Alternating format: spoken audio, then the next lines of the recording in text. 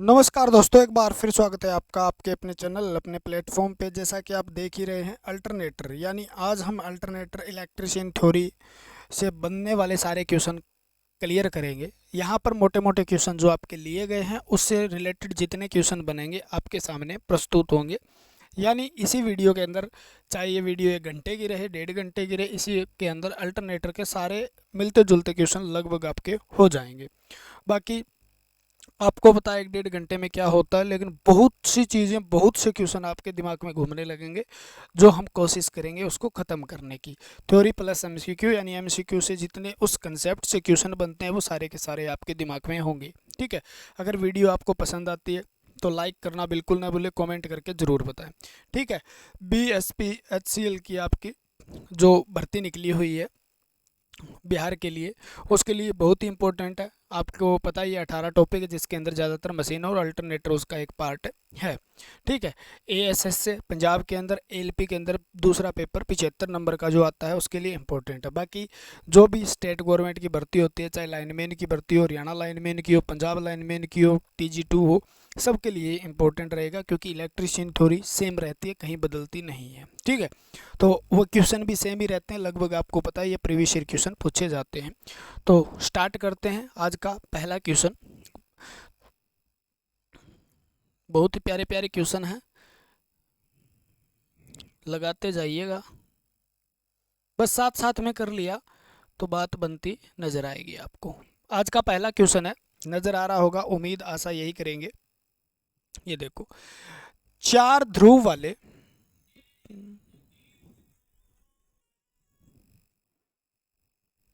ठीक है, 4 ध्रुव वाले मशीन के लिए कुल विद्युत डिग्री किसके बराबर है।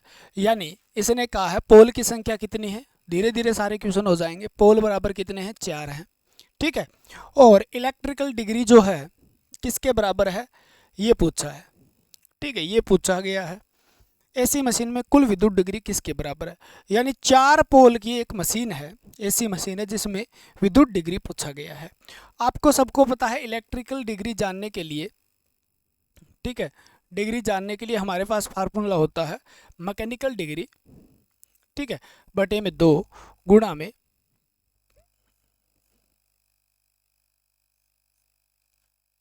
चार। ठीक है, सॉरी मैं 4 कह रहा हूँ, पोल की संख्या। धीरे धीरे काफ़ी दिनों से क्लास ले रहे हैं, धीरे धीरे रूटीन बनेगा। तो मैकेनिकल डिग्री किसके बराबर होती है, ठीक है, 2। और यहाँ पर पोल कितने हैं तो आप कहोगे जी 4 होते हैं, तो 18 18 दूनी 36, 18 चौक 72, 720 डिग्री इसका आंसर आ जाएगा। इसने अगर ये पोल दिया होता, अभी पोल कितने हैं तो आप कह देते, मान लो पोल कितने हैं, 6 है, और आप बताइए इलेक्ट्रिकल डिग्री कितना होगा, यानी ये कितना होगा, तो भी आप बता सकते थे क्योंकि आपके पास फार्मूला है 360/2 यानी 180 गुणा सीधा कर सकते हो आप। ठीक है, पूछ लिया जाए तो, क्योंकि फार्मूला पूछ लिया जाता है कई बार सीधा सीधा, तो ये हो जाता 1080। ठीक है, डिग्री। तो ये 6 पूछ लिया होता तो ये होता, और 4 पूछ लिया। अब आपके कंसेप्ट आपका क्लियर हो चुका होगा, तो इसका आंसर क्या आएगा आपके सामने, 720 डिग्री आंसर आएगा। बहुत ही आराम से करना है, प्यार से समझना है। ठीक है, इसे लगा डाला तो लाइफ जिंगा लाला हो ही जाएगी आपकी, कोई टेंशन लेने की ज़रूरत नहीं। अगला क्वेश्चन आपका है, प्यारे प्यारे क्वेश्चन है, मस्त मस्त प्यारे प्यारे, सारे पूरे पूरे कंसेप्ट क्लियर हो जाएंगे अल्टरनेटर के। ठीक है, अब बताइए पश्चगामी भारों पर, यानी इसने क्या कहा है, पश्चगामी भारों पर है, यानी लेगिंग, ठीक है, लोड पर एक आवर्तक, यानी इसको अल्टरनेटर कह देंगे हम। अल्टरनेटर में आर्मेचर जो है रिएक्शन जो है कैसी होती है, कैसी होती है। अब थोड़ा सा इसको समझना, मैं 4-5 क्वेश्चन आपको करवा देता हूँ यहाँ पर। यानी लेगिंग, लीडिंग और यूनिटी। आपको पता है सिंक्रोनस मशीन जो होती है तीनों पावर फैक्टर पे काम करती है। किस पे काम करती है, तीनों पावर फैक्टर पे। सिंक्रोनस मोटर की बात करें, तीनों पावर फैक्टर पे काम करती है। मैं यहाँ बता देता हूँ आपको एक बार, ठीक है ना। आपसे पूछ ले सिंक्रोनस मशीन, ठीक है, तो कौन से पावर फैक्टर पे काम करती है, तीनों पावर फैक्टर पे काम करती है। किस पे काम करती है, तीनों पावर फैक्टर पे काम करती है। कौन कौन से पे? ये यूनिटी पे भी काम करती है, यानी ये लैगिंग पे भी काम करती है, और ये लीडिंग पे भी काम करती है। वहीं पे हमारा अल्टरनेटर क्या है? कि सिक्रोनस मशीन है, सबको पता है, ठीक है ना, सिक्रोनस मशीन ही है। तो ये किस पे काम करता है? तीनों पे काम करेगा। आपको सिक्रोनस मोटर कह दे, सिक्रोनस मशीन है, उसमें अल्टरनेटर और सिक्रोनस मोटर दोनों आते हैं, क्योंकि मशीन मशीन है। अब बात आती है भी लैगिंग पे क्या प्रभाव पड़ेगा, लैगिंग पे कब काम करते हैं, लीडिंग पे कब काम करते हैं, और यूनिटी पे कब काम करते हैं। तो हम बात करते हैं अल्टरनेटर की। हम यहाँ अल्टरनेटर की बात करेंगे, क्योंकि अल्टरनेटर और सिक्रोनस मोटर में दोनों ये कंसेप्ट जो है एक दूसरे के उल्टा होता है, ठीक है। अगर मोटर हो नॉर्मल एक्साइटेड, अल्टरनेटर क्या है? नॉर्मल एक्साइटेड है। ये हो क्या रहा है, इसको लिखा हुआ अपने आप मिट रहा है, ठीक है। नॉर्मल एक्साइटेड है, यानी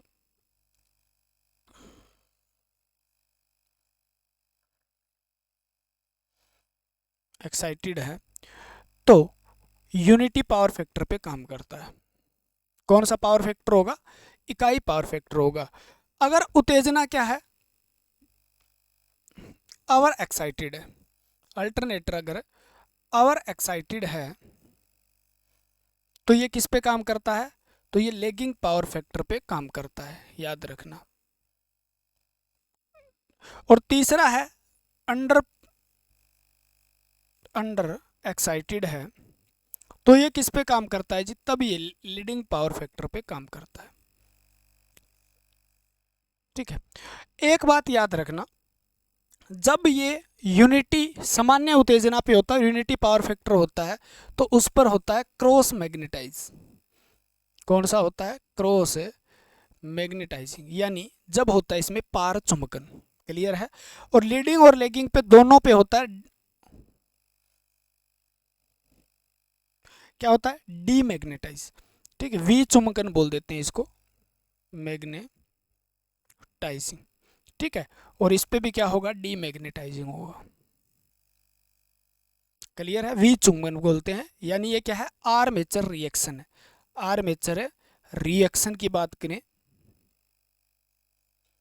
तो रिएक्शन की जब हम बात करते हैं, क्लियर हो गई बात, ठीक है। आपसे पूछे क्वेश्चन, यहाँ से 6-7 क्वेश्चन बनते हैं जो आपको क्लियर हो जाएंगे। पहला क्वेश्चन बनता है सिक्रोनस मशीन किस पे काम करती है? तीनों पावर फैक्टर पे काम करती है, यूनिटी, लैगिंग, लीडिंग पे। क्लियर हो गई बात। अब आपसे पूछे सामान्य उत्तेजना पर अल्टरनेटर किस पर काम करता है? यूनिटी पावर फैक्टर पे काम करता है और क्रॉस मैग्नेटाइज होता है वहाँ पे, ठीक है। ओवर एक्साइटेड होता है तब लैगिंग पावर फैक्टर पे काम करता है, डीमैग्नेटाइजिंग, यानी आर्मेचर प्रतिक्रिया उसमें कौन सी होती है? डीमैग्नेटाइजिंग, ठीक है। अंडर एक्साइटेड हो तो लीडिंग पावर फैक्टर पे काम करता है, और डीमैग्नेटाइजिंग इसमें क्या होती है? आर्मेचर प्रक्रिया होती है। सिंक्रोनस मोटर में पढ़ेंगे तो ये कंसेप्ट दोबारा आएगा, लेकिन इसका उल्ट जाएगा, वो वहाँ पर पढ़ेंगे। तो अब बताइए कौन सा बार है? पश्चगामी। कौन सा है? लैगिंग। लैगिंग पे कौन सी काम करेगी? डीमैग्नेटाइज, यानी वी चुंबकन पे काम करेगी। अब आपसे यहाँ से बदल कर कुछ भी दे दे, लीडिंग दे देता तो भी आप आंसर दे देते। अगर यहाँ पर दे देता यूनिटी पावर फैक्टर, यानी तो आपका आंसर क्या जानता? पार चुंबकन। क्लियर हो जाएगी बात, कोई दिक्कत तो नहीं आ रही? बिल्कुल भी नहीं आ रही। अल्टरनेटर क्या होता है पता है ना आपको? बता देंगे, ठीक है ना। पहले थोड़ा मुश्किल से स्टार्ट करें, धीरे धीरे हम वहाँ लेके जाएंगे जहाँ पर वो होता है। अब यहाँ पर कई बार ये क्वेश्चन भी पूछ लिया जाता है, उसको भी आप कवर कर लीजिएगा, ठीक है। अगर यूनिटी पावर फैक्टर है, मैं यहाँ सीधा लिख दूँ, ठीक है। यूनिटी पावर फैक्टर है, उस समय यूनिटी पावर फैक्टर है, उस समय अगर लोड को बढ़ा दिया जाए, ठीक है, लोड बढ़ाया जाए तो क्या होगा? तो टर्मिनल वोल्टेज में बहुत कम प्रभाव देखने को मिलता है। ये क्वेश्चन आगे आएगा, बहुत कम प्रभाव भी घटेगी बढ़ेगी। अगर बात करें लैगिंग पावर फैक्टर पे, ठीक है, लैगिंग पावर फैक्टर पे अगर लोड बढ़ाया जाता है तो क्या होगा? टर्मिनल वोल्टेज है वो क्या होगी? कम होती नजर आएगी। वी आर जो है हमें देखने को मिलता है, वो वी आर क्या होगा? पॉजिटिव वोल्टेज रेगुलेशन, ठीक है। अगर हमें बात लीडिंग पावर फैक्टर की करते हैं, धीरे धीरे समझ में आएगा भाई, आपने कंसेप्ट क्लियर किए होंगे, ठीक है। लोड अगर बढ़ा दिया जाए और लोड अगर बढ़ा दिया जाए तो टर्मिनल वोल्टेज है वो क्या हो जाएगी, भी बढ़ेगी, और वी आर जो है वो क्या होगा, नेगेटिव होगा। इसमें कम से कम आपके 15 क्वेश्चन छुपे हुए हैं, लेकिन आपकी थ्योरी कंप्लीट होनी चाहिए उससे पहले, तब जाके समझ में आएंगे, चाहे आपने कहीं से की हो। अगर आपकी ये क्वेश्चन ऊपर से जा रहे हैं तो भी आप धैर्य बनाए रखें, धीरे धीरे ये सारे कंसेप्ट मैं इसी वीडियो के अंदर सारे क्लियर करवा दूंगा। ठीक है, तो हो जाएगा। ये तो हो गया जी। अगर आपको मान लो आप बिहार लाइनमैन की तैयारी कर रहे हैं और किसी भी तैयारी कर रहे हैं, मान लो चाहे आप हरियाणा लाइनमैन की तैयारी कर रहे हैं, आप कहीं से कर रहे हैं, आपको इसी तरीके से प्रीवियस ईयर क्वेश्चन करने हैं। ठीक है ना, कितने प्रीवियस ईयर क्वेश्चन, 10,000 के करीब प्रीवियस ईयर क्वेश्चन आपके यहाँ पर करवाए गए हैं। बिहार लाइनमैन की बात करता हूँ मैं, एक बार आपको बता देता हूँ मैं। ठीक है, टेक कैप्सूल ऐप है जिसके ऊपर आपको मिलेगा, देखो आप बिहार की अगर आप कहीं भी किसी भी की तैयारी कर रहे हैं और आप प्रीवियस ईयर क्वेश्चन करना चाहते हैं, 10,000 प्लस क्वेश्चन क्रैश कोर्स, यानी पूरा आपका एएसएसए के लिए पूरा ज़बरदस्त बैच रहने वाला है ये, या आप एलपी के लिए करना चाहते हैं तो इसके अंदर पूरा निचोड़ है प्रीवियस ईयर क्वेश्चन का जो बार बार पूछे जाते हैं। फाउंडेशन बैच बीएस बीसीएल का आपका पूरा पूरा है। मिनिमम सा प्राइस रखा गया 399 रुपये, जिसके अंदर आपको 18 टॉपिक और 18 टॉपिक के previous year question video solution सारा कुछ दिया गया है इसके अंदर।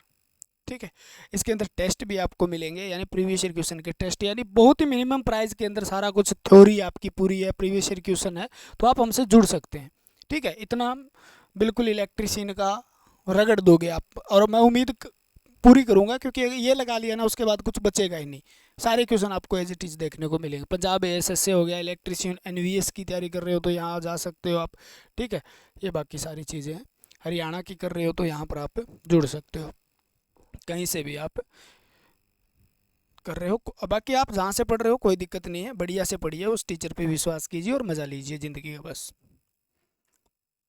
ये राज जनरेटिंग स्टेशन जो होता है, जनरेटिंग स्टेशन कौन सा होता है, स्टेशन। क्वेश्चन को पढ़िए बढ़िया तरीके से, अपने आप करने की कोशिश कीजिए। अल्टरनेटर किसकी बात कर रहा है, ये अल्टरनेटर की, यानी जनरेटिंग में उत्पादन स्टेशन जो है वहाँ की बात कर रहा है। जुड़े होते हैं डेल्टा में, स्टार डेल्टा में, डबल स्टार में, तो किससे जुड़े होते हैं। ठीक है, तो यहाँ पर बात करें तो हमें पता होता है भी अल्टरनेटर है। ठीक है, अल्टरनेटर जो है उसके बीच में रोटर होता है जी। ठीक है, और बाहर जो बॉडी है, योक है, उसके ऊपर क्या है, स्टेटर होता है जी। ठीक है, क्लियर है। स्टेटर में वाइंडिंग की होती है जी, स्टेटर होता है, सबको पता है। और स्टेटर के अंदर इस ऊपर वाले हिस्से को योक बोलते हैं जी। ठीक है, योक या बॉडी या फ्रेम बोल देते हैं, इसके अंदर स्टेटर स्थापित होता है। ठीक है, इसके अंदर वाइंडिंग की होती है, किस क्या की होती है, इसके अंदर होती है वाइंडिंग। इस प्रकार से मान लो मैंने वाइंडिंग कर दी, क्लियर, आर्मेचर वाइंडिंग कर दी, तो ये कहाँ होती है, आर्मेचर वाइंडिंग। तो जो हरा हरा लिखा है ये होती है आर्मेचर वाइंडिंग। ठीक, और ये वाइंडिंग किस में कनेक्ट होती है, तो वो होती है जनरेटिंग स्टेशन में, स्टार में कनेक्ट किया जाता है। किस में किया जाता है, स्टार में। क्यों जी, ठीक है, स्टार हमें पता है, एक ये निकाला, क्लियर है, एक ये निकाला, ठीक है, और एक ये निकाला, ये स्टार हो गया। ये मान लो आर है, ये वाई है, और ये क्या है, बी है, तो इससे ये निकाल दिया जी, क्लियर है, ये लाइन चली गई। अब 3 फेज तो हो गए, लेकिन हमें क्या करना है, यहाँ से एक न्यूट्रल लिया जाता है और न्यूट्रल लेकर उसको क्या कर दिया जाता है, अर्थ कर दिया जाता है। ये क्या है जी, न्यूट्रल है, और क्या किया जाता है, अर्थ। क्यों किया जाता है अर्थ, इसलिए किया जाता है ताकि वोल्टेज जो है, उत्पादन वोल्टेज जो है उसमें स्थायित्व आए, स्टेबिलिटी आए, वोल्टेज में स्थायित्व लाने के लिए न्यूट्रल को अर्थ किया जाता है।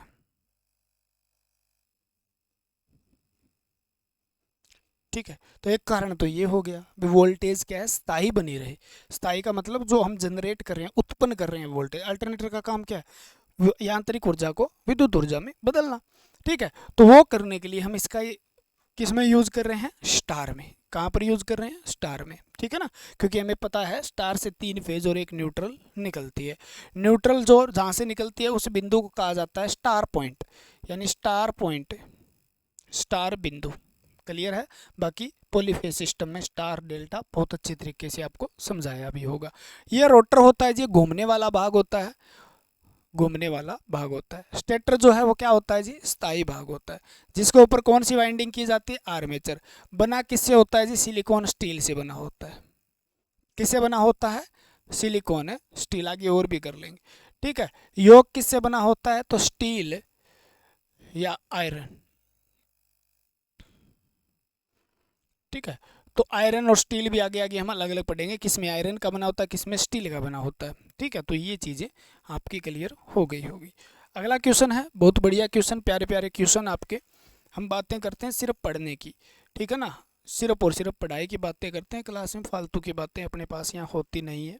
अगर आप उम्मीद करके आए हो तो ठीक है, चले जाइए चाहे, क्योंकि हम करते हैं पढ़ाई की बातें, ठीक है।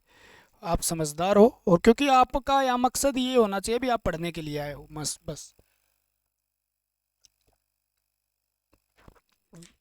अपनी वीडियो है लंबी रहती है, सबको पता है, लंबी जाएगी, और लाइव भी स्टार्ट कर देंगे, बस आपका रिस्पांस देखते हैं कितना आता है। समांतर में चल रहे दो प्रत्यावर्तकों पर विचार करें। अब यह किसी भी एक प्रत्यावर्तक की उत्तेजना बदल दी जाती है तो क्या होगा, आवर्ती में परिवर्तन होगा, ठीक है, शक्ति गुणक बदलेगा, गति कम हो जाएगी, भार मांग में बदलाव होगा, ठीक है। क्या होगा, आवर्ती में परिवर्तन होगा, किस किस में परिवर्तन हो जाएगा, बताइए, ठीक है। पहली बात तो पैरेलल ऑपरेशन की बात कर रहा है ये, ठीक है ना, समांतर में चलाने की बात कर रहा है, ठीक है। समांतर में अल्टरनेटर मतलब दो अल्टरनेटर को समांतर में जोड़ना, ठीक है, दो अल्टरनेटर को समांतर क्रम में जोड़ना। इसकी ज़रूरत क्यों पड़ती है जी, इसकी ज़रूरत इसलिए पड़ती है क्योंकि अगर बड़े अल्टरनेटर लगा दिए जाए तो अगर एक अल्टरनेटर ख़राब हो जाता है तो सप्लाई क्या हो जाती है, इंटरप्टेड हो जाती है, बाधा आता है उसमें, रुक जाती है। ख़राब हो गया, बदलना पड़ेगा, जब तक ठीक नहीं होगा या बदला नहीं जाएगा जब तक क्या होगा, सप्लाई ढंग से जाएगी नहीं आगे, ठीक है। या लोड बढ़ाना पड़ जाए, भी पहले लोड था कम, अब जैसे आगे लोड ज़्यादा हो गया तो बढ़ाना पड़ जाए, उस समय क्या होगा, फिर नए अल्टरनेटर की आवश्यकता पड़ेगी, और जब वो नए अल्टरनेटर को हम लगाएंगे तो लोड क्या हो जाएगा, बढ़ाने के लिए उस अल्टरनेटर का लोड भी जुड़ जाएगा, यानी समांतर क्रम में उस लाइन में चलाया जाएगा।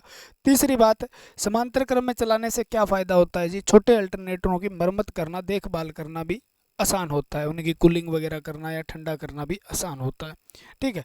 तो इसलिए समांतर क्रम में चलाया जाता है अल्टरनेटरों को, ठीक है। यानी समांतर क्रम का मतलब एक अल्टरनेटर चल रहा है, रनिंग मशीन है कि इनकमिंग मशीन होगी, मान लो एक साथ कई अल्टरनेटर जोड़कर, एक लाइन में कई अल्टरनेटर जोड़कर चलाया जाए, उसे ही हम समांतर क्रम कहते हैं, पैरेलल ऑपरेशन कहते हैं, ठीक है, उसे क्या कहते हैं, पैरेलल ऑपरेशन कहते हैं। तो समांतर क्रम में इसके लिए आपको याद रखना है RYB, यानी फेज अनुक्रम जो है सही होना चाहिए, समान होना चाहिए, ठीक है। दूसरा आपका है वोल्टेज समान होनी चाहिए। तीसरा आपका है आवर्ती समान होनी चाहिए, आवर्ती समान होनी चाहिए, ठीक है, समांतर क्रम में चलाने के लिए। फेज अनुक्रम, ठीक है, फेज सीक्वेंस बोलते हैं जिसको, पोलरिटी समान होनी चाहिए, समान होनी चाहिए, ठीक है। रेटिंग समान होना कोई आवश्यक नहीं है, ये चीज़ें समान होगी तभी पैरेलल ऑपरेशन क्या माना जाएगा, सही माना जाएगा, ठीक है। आवृत्ति ज़्यादा कम हुई तो दिक्कत आ सकती है, वोल्टेज कम ज़्यादा हो रही है यानी तो दिक्कत आ सकती है, तो इसके लिए हमें समांतर ऑपरेशन करना है। इसने कहा है दो प्रत्यावर्तक पर विचार करें, विचार करें, और अब यदि एक प्रत्यावर्तक की उत्तेजना बदल दी जाती है तो क्या होगा, उत्तेजना बदली है, क्या बदली है, उत्तेजना, एक्साइटेशन बदली है, क्या बदली है, एक्साइटेशन उसके अंदर चेंज किया है, ठीक है। तो क्या हो जाएगा, आवर्ती में परिवर्तन होगा, ठीक है, शक्ति में, शक्ति गुणक बदलेगा, ठीक है। अगर एक्साइटेशन बदलती है तो किस में आता है, आपको याद रखना है इस बात का,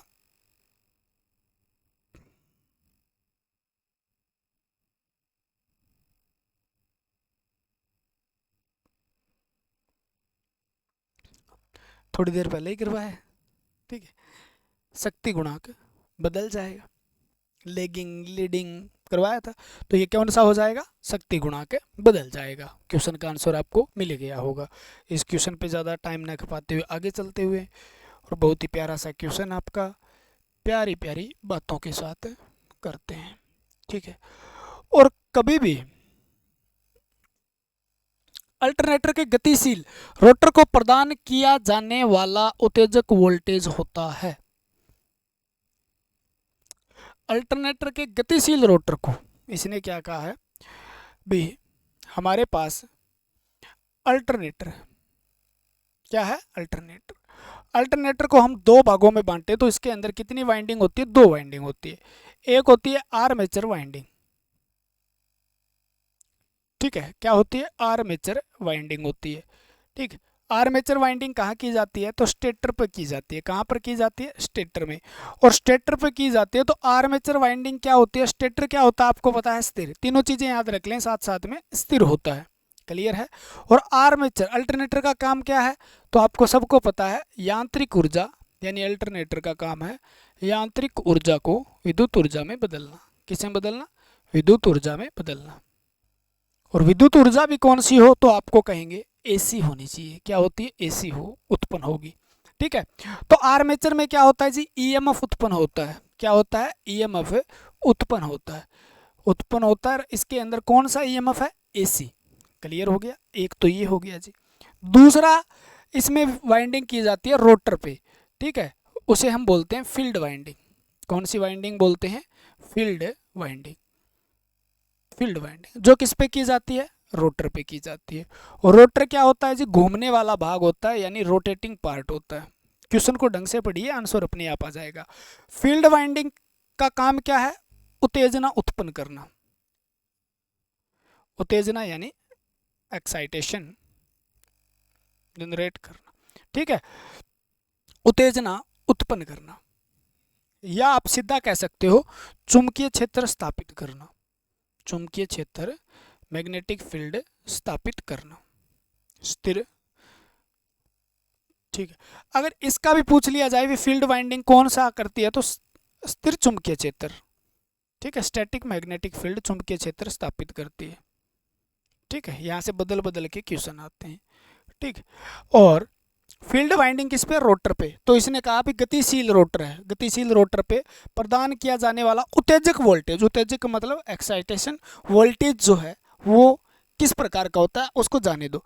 और फील्ड वाइंडिंग जुड़ी होती है किससे, डीसी एक्साइटर से। किससे जुड़ी होती है, एक्साइटर, ठीक है। एक्साइटर का मतलब होता है उत्तेजक, उत्तेजक, ठीक है। उत्तेजक जो होता है वो कुछ नहीं होता, संट जनरेटर होता है। क्या होता है, संट जनरेटर होता है, जो क्या करता है, डीसी उत्पन्न करता है, ठीक है। क्या करता है, डीसी उत्पन्न करता है। और संट जनरेटर से जुड़ा होता है आपका, संट जनरेटर जो होता है वो वोल्टेज होती है उसकी 110 से लेकर 250 वोल्ट, यानी ये कौन सी डीसी है, फिर निमन डीसी है। कौन सी डीसी है, निमन डीसी है, ठीक है, निमन डीसी है, क्लियर है भी। ये तो आपका अल्टरनेटर जो है क्या होता है जी, संट जनरेटर होता है, संट जनरेटर, ठीक है, शाफ्ट के साथ जुड़ा होता है। ये क्या उत्पन्न करता है, डीसी। और डीसी जो है किसके माध्यम से, स्लिप रिंग के माध्यम से। किसके माध्यम से, स्लिप रिंग के माध्यम से किस में चली जाती है, रोटर में। और रोटर में क्या होता है, फिर चुंबकीय क्षेत्र पैदा होता है। और चुंबकीय क्षेत्र जो फ्लक्स पैदा होता है वो फ्लक्स आर्मेचर के चालकों को काटता है, और आर्मेचर के चालकों के द्वारा जब फ्लक्स को काटा जाता है तो उसमें ईएमएफ पैदा हो जाता है। यही कंसेप्ट है विद्युत चुंबकीय प्रेरण नियम फैराडे का, जिससे ईएमएफ उत्पन्न करने की विधि है। तो एक चीज़ और याद रख लीजिएगा, पता चला, फील्ड वाइंडिंग रोटर घूमने वाला भाग है, उत्तेजना उत्पन्न होती है यानी चुंबकीय क्षेत्र स्थापित करना है। चुंबकीय क्षेत्र कैसा होता है, स्थिर चुंबकीय क्षेत्र, क्लियर है। और स्थिर चुंबकीय क्षेत्र पैदा करने के लिए हमें वो चाहिए जो सप्लाई, कौन सी, डीसी सप्लाई। तो इसलिए हम एक्साइटर का इस्तेमाल करते हैं। एक्साइटर कुछ नहीं होता, डीसी जनरेटर होता है, शाफ्ट के साथ लगा होता है, जो उत्पन्न करता है, कौन सी सप्लाई उत्पन्न करता है, डीसी सप्लाई। वो कितनी होती है, डीसी उत्पन्न करता है जो 110 से 250 निम्न डीसी। तो आपसे पूछ ले भी रोटर किससे जुड़ा होता है, तो रोटर डीसी सप्लाई से जुड़ा होता है। किससे जुड़ा होता है, डीसी सप्लाई। तो एक बात और ध्यान रख लीजिएगा, रोटर में कौन सी सप्लाई है, डीसी। आर्मेचर में कौन सी सप्लाई है, एसी। यानी इसके अंदर कितनी सप्लाई है, 2 सप्लाई है जी। ठीक है, तो अल्टरनेटर कौन सी मशीन है, 2 सप्लाई। कौन सी सप्लाई है इसमें, 2 सप्लाई है। कौन सी सप्लाई है, 2 सप्लाई। कौन कौन से में, आर्मेचर की हम बात करते हैं, आर्मेचर में कौन सी सप्लाई है, तो एसी है। ठीक है, आर्मेचर में एसी है। रोटर में कौन सी सप्लाई है, पूछा जाता है, ये क्वेश्चन है, ऐसे नहीं करवा रहे हैं, डीसी। कितनी सप्लाई होगी, 2 प्रकार की सप्लाई है, इसलिए इसको बोला जाता है डबल एक्साइटेड है, डबल एक्साइटेड मशीन। ठीक है, डबल एक्साइटेड मशीन यानी दोहरी उत्तेजक मशीन कहा जाता है इसको। ठीक है, अब बताइए, अभी कंसेप्ट क्लियर नहीं है तो क्लियर होगा भी नहीं। तो कौन सी डीसी है, एसी है क्या रोटर में, बात यहाँ पर करते हैं। रोटर में क्या है, निम्न एसी है क्या, नहीं है। निम्न डीसी यस, उच्च डीसी नहीं है, उच्च एसी भी नहीं है। तो कौन सी है, क्योंकि 110 से लेकर 250 वोल्ट के बीच में क्या दी जाती है, डीसी दी जाती है रोटर को। बाकी इसके साथ ये क्वेश्चन भी याद करोगे तो बहुत ही मज़ा आएगा, क्योंकि एक क्वेश्चन से काफ़ी क्वेश्चन आपको क्लियर कराने की हम सोच रहे हैं, ताकि हमारे से जो स्टूडेंट पढ़े वो कहीं मार न खाए। ठीक है ना, भी एक ऐसे ऐसे क्वेश्चन करें तो 500 1000 क्वेश्चन हो जाते हैं इसके। ठीक है, लेकिन रिवीजन करने का बेस्ट मेथड यही है, और इसी के साथ आपको प्रीवियस ईयर क्वेश्चन भी ऐप के अंदर करवाए गए हैं, जिस ऐप का नाम है प्रीवियस ईयर क्वेश्चन सारे करने हैं। तो टेक कैप्सूल, प्ले स्टोर पे जाइए, टेक कैप्सूल ऐप डाउनलोड करनी है, और वहां जाकर आप सारे क्वेश्चन लगा डालो, फिर ठीक है, मजा आएगा।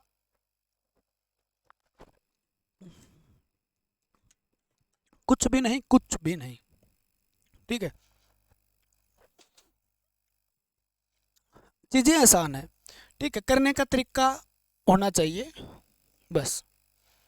अल्टरनेटर को अत्यधिक उत्तेजित ओवर एक्साइटेड कहा जाता है, जबकि वह खालिस्तान पर कार्यरत होता है। ओवर एक्साइटेड कब कहा जाता है, ओवर एक्साइटेड बताया था, अंडर एक्साइटेड बताया था, नॉर्मल एक्साइटेड बताया था। तो इकाई पावर फैक्टर पर, पिछड़ते हुए पावर फैक्टर पर, ठीक है, आगे बढ़ते हुए पावर फैक्टर पर, जीरो पावर फैक्टर पे। तीनों बातें फिर दोबारा क्लियर करा देता हूँ। अब सीधा सीधा पावर फैक्टर यानी तीनों पे काम करता है अल्टरनेटर।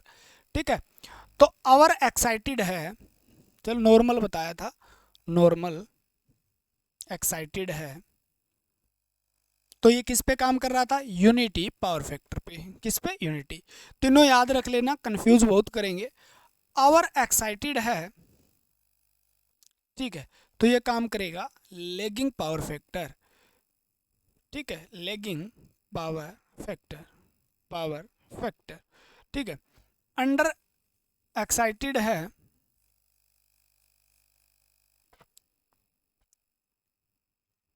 तो ये काम करेगा लीडिंग पावर फैक्टर। ठीक है, लेगिंग का मतलब पिछड़ता हुआ, लीडिंग का मतलब बढ़ता हुआ, और यूनिटी का मतलब इकाई पावर फैक्टर। ठीक है, तो इकाई पे तो काम नहीं कर रहा है, इकाई पे कब कब करता है, एक बार फिर रिवीजन हो जाएगा।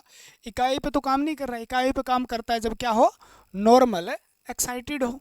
ठीक है, पिछड़ते हुए पावर फैक्टर, ओवर एक्साइटेड क्या है, पिछड़ते हुए, ये तो सही है, तो ये क्या है, ओवर एक्साइटेड पे काम कर रहा है। आगे बढ़ते हुए कब काम करता है, जब काम करता है जब ये अंडर एक्साइटेड हो। ठीक है, और जीरो पावर फैक्टर पे काम नहीं करता। क्लियर हो गया बात, क्लियर है। तो ये होता है इसका आंसर, यानी आंसर क्या आ जाएगा इसका, पिछड़ते हुए पावर फैक्टर पर। आर्मेचर रिएक्शन का प्रभाव कहाँ होता है, देखो क्वेश्चन आपके सामने, आंसर भी नजर ही आ रहा है, कहाँ होता है। तो अल्टरनेटर में आर्मेचर रिएक्शन का प्रभाव मूलतः रोटर की घूर्णन गति पर होता है। आर्मेचर रिएक्शन का प्रभाव घूर्णन गति पे कैसे होगा बताइए। ठीक है, तो ये टर्मिनल वोल्टेज पे ही होता है, उत्पादित विद्युत वाव की फ्रीक्वेंसी पे नहीं होता है। थोड़ी देर पहले आपको बताया था, अगर आपको याद हो तो।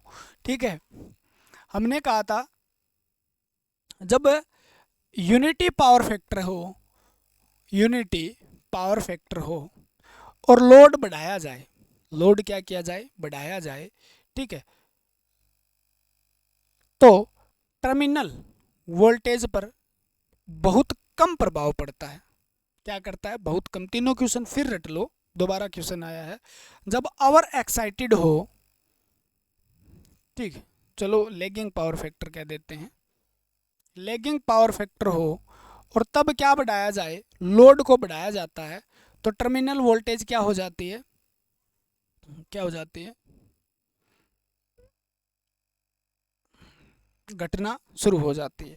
ठीक है, और जब लीडिंग पावर फैक्टर हो और फिर लोड बढ़ाया जाए, लोड क्या हो, बढ़ाया जाए, ठीक है, तो टर्मिनल वोल्टेज क्या होगी, बढ़ेगी। ये था। अब टर्मिनल वोल्टेज इसका कहाँ होगा, देखो आर्मेचर रिएक्शन क्या होगा इसमें, ठीक है, आर्मेचर रिएक्शन क्या होगा, ये प्रभाव किस पे पड़ रहा है।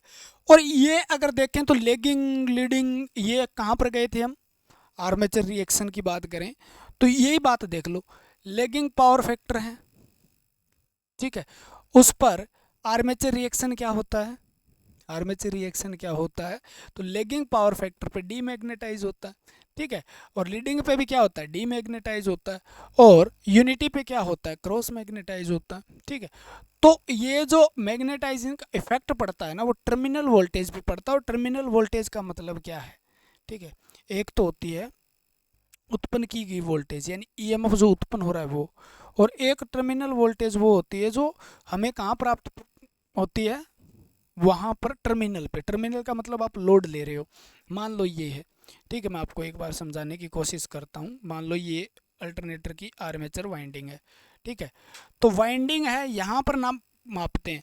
अगर यहाँ पर हम वोल्टेज को मापते हैं ना, ये वोल्टेज मापते हैं, तो इसको हम वहाँ टर्मिनल वोल्टेज कहते हैं, जब ये किससे जुड़ा हो, लोड से जुड़ा हो, ठीक है, लोड से जुड़ा हो। बाकी थोड़ा सा लंबा चीज़ें हैं, उन चीज़ों को हम इग्नोर करके चलते हैं एक बार के लिए, ठीक है। और बेसिक आपका क्लियर है टर्मिनल वोल्टेज वाला, तो ये मशीन में तो बेसिक जब भी तो है भी, बेसिक आपका क्लियर होना चाहिए। टर्मिनल वोल्टेज क्या है, ईएमएफ क्या है, वोल्टेज क्या होती है, पोटेंशियल क्या होता है, पोटेंशियल डिफरेंस क्या होता है, इस ऐसी ऐसी ऐसी बातें आपकी सारी क्लियर हो। करंट आपको नहीं बताना पड़े, leakage current, leakage flux, flux, ठीक है, मैग्नेटिक फ्लक्स क्या है, ठीक है, फ्लक्स डेंसिटी क्या, ये चीज़ें भी अगर मोटर के साथ, मशीन के साथ हमने बताना शुरू कर दिया, तो इसका मतलब मैग्नेटिक चैप्टर अलग है, बेसिक इलेक्ट्रिसिटी अलग है, तो इन चीज़ों को आप क्लियर नहीं कर पाओगे जीवन भर, क्योंकि फिर ये चैप्टर तो 4-5 घंटे का हो जाएगा।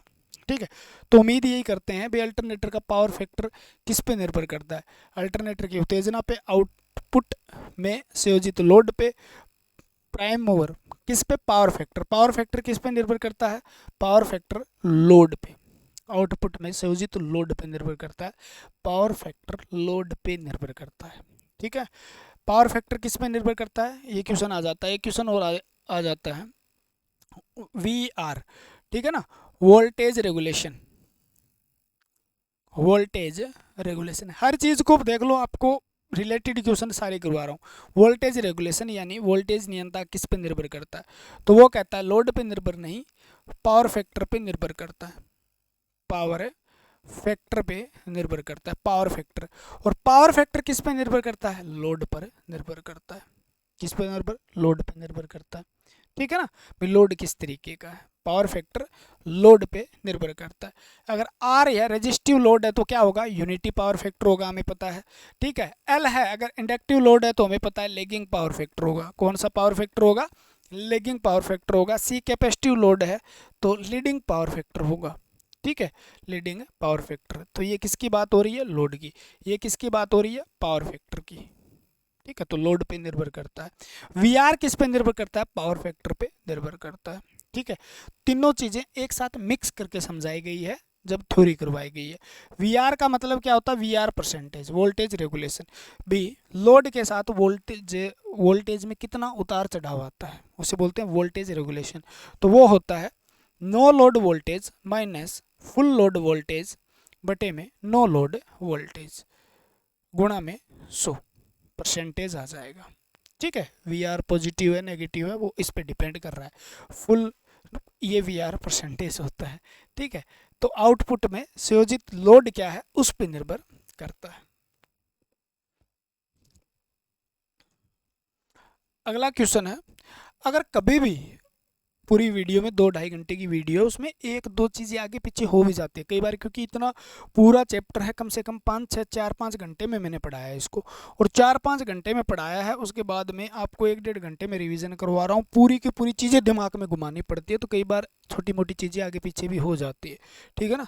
अगर ऐसा कुछ हो जाता है तो आप कमेंट में लिख दीजिएगा, हम उसको सही कर आपको बता देंगे भी। एक दो चीज़ें ऊपर नीचे हुए बिना नहीं रहती है, कभी भी इंसान है, ठीक है। सारा दिन भागा दौड़ करते हैं, 8-8 घंटे 9-9 घंटे ड्यूटी रगड़ते हैं भाई, और भी काम होते हैं, उसके बाद आपको पढ़ाने के लिए हम तत्पर तैयार रहते हैं जैसा भी टाइम मिलता है, ठीक है।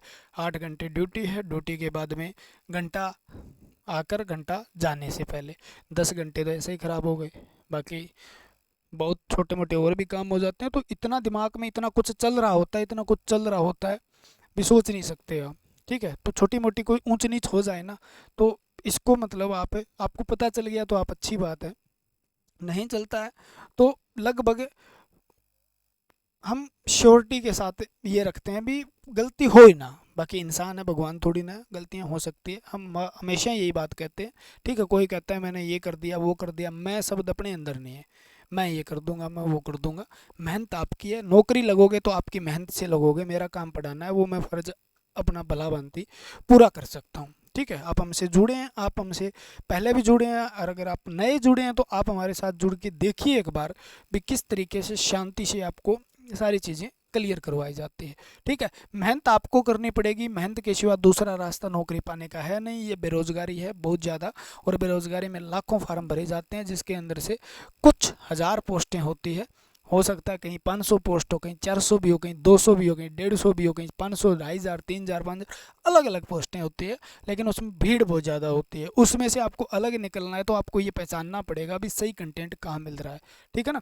अगर आप लाखों की भीड़ के अंदर सही कंटेंट को नहीं पहचान रहे और लोगों के साथ साथ में आप दौड़ रहे हैं, ठीक है ना, और दौड़ने के साथ, क्योंकि वो तो फिर 1 लाख पेपर देंगे, 1 लाख किसी को वीडियो देख रहे हैं, तो कंपटीशन में कुछ नहीं हुआ ना, क्योंकि वो जिसने पढ़ाया सभी ने पढ़ लिया, ठीक है। अलग आपने क्या पढ़ा, मैटर वहाँ वो करेगा। मान लो किसी ने 100 क्वेश्चन कराए पेपर में, ठीक है, वहाँ से 80 क्वेश्चन आए, और 80 के 80 आपने भी पढ़ी हैं, सभी ने पढ़े हैं, 80 सब करके आएंगे, ठीक है। अब 20 क्वेश्चन आपका सिलेक्शन निर्धारित करेंगे भी, आपने 20 क्वेश्चन कहीं और से कहाँ से पढ़े हैं, जिसमें से आप मैक्सिमम क्वेश्चन ठीक करके आओ तो आपका सिलेक्शन हो जाता है, ठीक है। मैटर ये करता है भी कंटेंट, आपने अच्छा कंटेंट और बढ़िया कंटेंट और एक्स्ट्रा कंटेंट कितना पढ़ा, सिलेक्शन उस पर डिपेंड करता है, क्योंकि यहाँ पास नहीं होना है, यहाँ मेरिट में आना है, ठीक है, क्योंकि कंपटीशन एग्जाम की आप तैयारी कर रहे हो।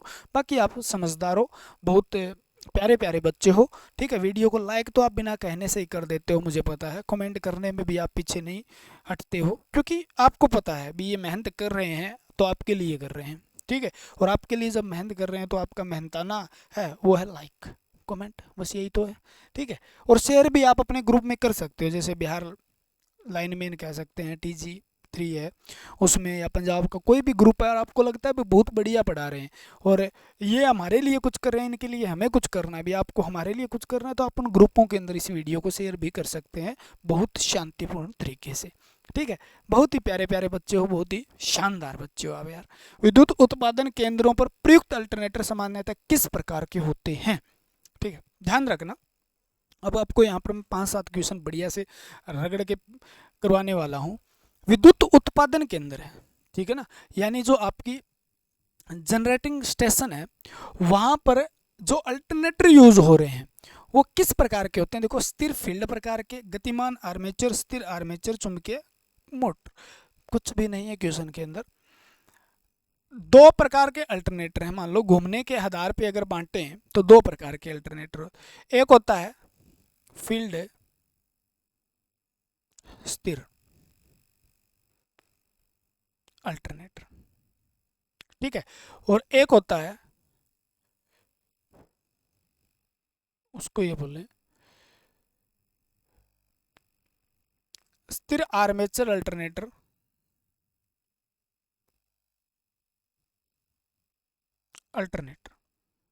ठीक है, और एक होता है गतिशील आर्मेचर अल्टरनेटर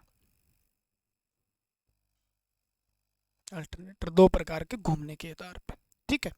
यहाँ पर क्या होता है, स्थिर आर्मेचर रखा जाता है, स्थिर आर्मेचर को आर एम लिख देता हूँ मैं, आर्मेचर रखा जाता है, ठीक है। उसके कुछ फ़ायदे हैं, जैसे आर्मेचर जो है उसके ऊपर वाइंडिंग ज़्यादा करनी पड़ती है और फील्ड वाइंडिंग हमें कम करनी पड़ती है। तो आर्मेचर अगर घूमने वाला भाग रखा जाए तो उसको घुमाने के लिए हमें ज़्यादा यांत्रिक ऊर्जा की आवश्यकता पड़ेगी, और ज़्यादा यांत्रिक ऊर्जा की जब हमें आवश्यकता पड़ेगी, ठीक है, तो हमें टरबाइन भी बड़े लगाने पड़ेंगे।